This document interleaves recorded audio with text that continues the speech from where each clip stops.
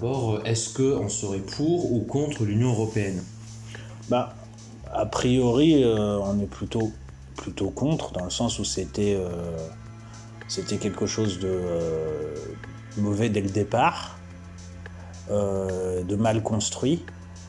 Mais aujourd'hui, on s'oppose aux politiques de l'Union européenne parce que c'est un lieu où se décident des politiques qui vont dans le sens des intérêts des plus riches et des grands groupes capitalistes, des réformes dites ultralibérales, c'est-à-dire des réformes complètement au service du capital financier, quoi, et antisociales, dans à peu près tous les domaines. Par exemple, toutes les réformes universitaires et scolaires, c'est piloté, disons, dans un cadre européen.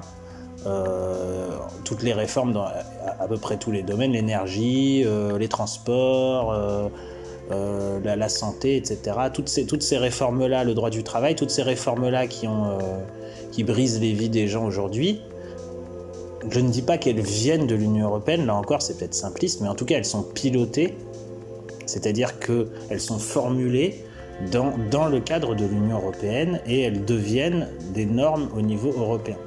Donc forcément, on ne peut pas être pour ça, quoi. Et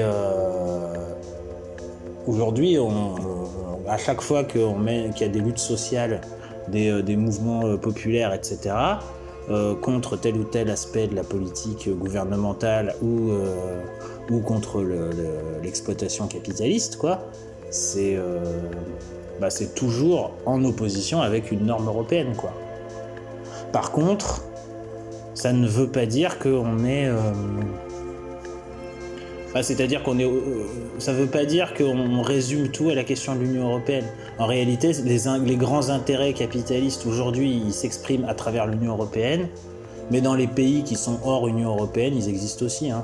Ces grands intérêts, ils existent aux États-Unis, ils existent au Japon, ils existent partout dans le monde.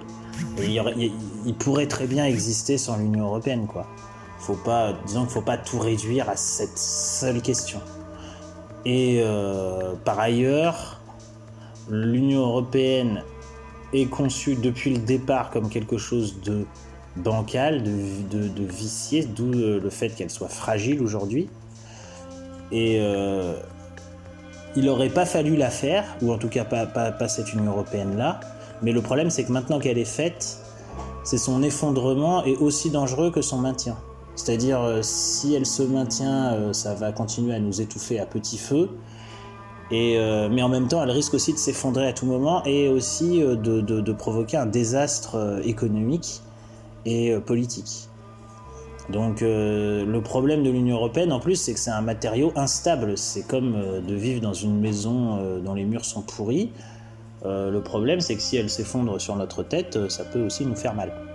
Voilà. Puis on se rend compte que l'Union européenne en fait est un outil en fait des grands patrons en fait et des grands banquiers finalement, et que dès que cet outil sera obsolète, ça va pas réduire le pouvoir des grands patrons et des grands banquiers, ils vont juste le jeter et nous on risque d'en payer les conséquences. Ah bah oui, évidemment. C'est pas parce qu'on sera sorti de l'Union européenne que ces grands patrons ils auront plus le pouvoir.